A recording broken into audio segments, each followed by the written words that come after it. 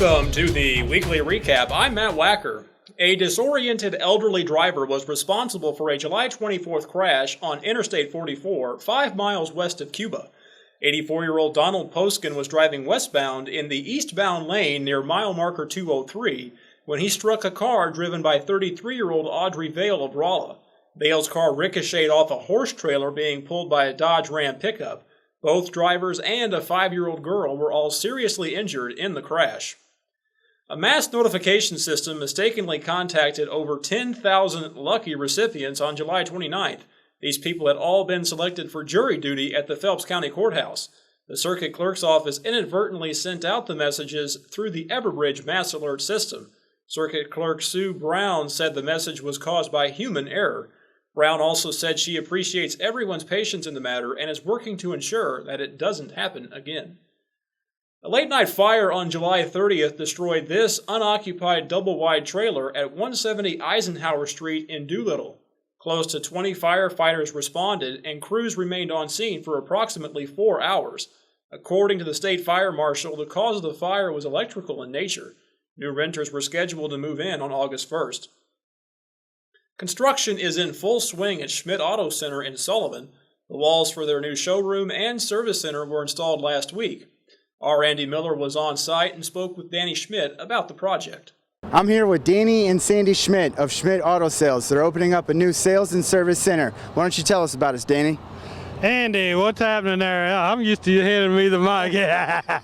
Hey, no, this is Danny and Sandy Schmidt, and yeah, we're in the process of, and you can see behind me, we're building a 104 by 66 building. Right now we've got 4 bays over here, 4 doors, and then I also have another door in the back, and that's going to be for big trucks, you know, larger things with beds and things like that. In front of these doors here is going to be a rack on each door, and then there's also going to be double racks. We're going to have 2 racks in a line and possibly have 7, hopefully 7 to 8 bays open when we get it up and running. And now, with more local news, here's Laura Lott. The Phelps County Sheriff's Department is asking the public for any information regarding the disappearance of 52-year-old Jackie Otten Metz. She went missing from the Rosati area on April 8th. Otten Metz is described as Caucasian, 5'8" and 160 pounds. She has shoulder-length dark hair, brown eyes, false teeth, and a dream catcher tattoo on her right arm.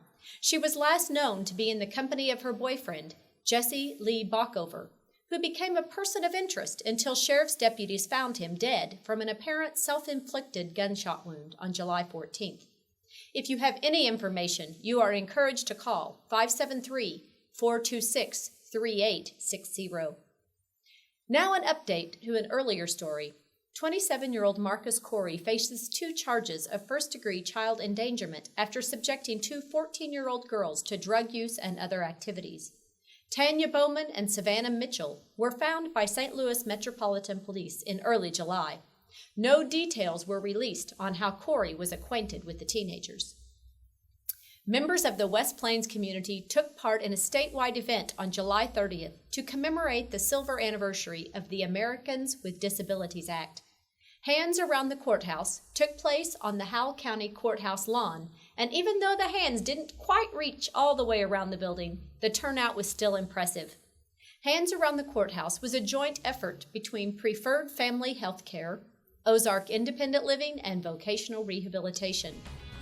From all of us here at Local 6, I'm Laura Light. Thanks for watching the Weekly Recap.